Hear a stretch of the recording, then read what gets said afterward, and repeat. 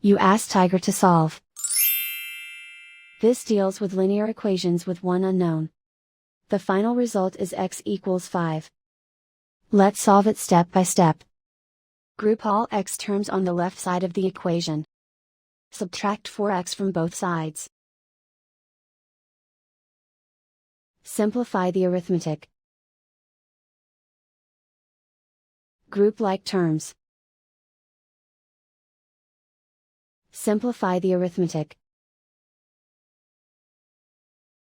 Isolate the x.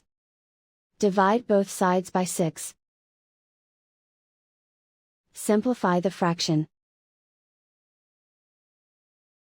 Find the greatest common factor of the numerator and denominator. Factor out and cancel the greatest common factor.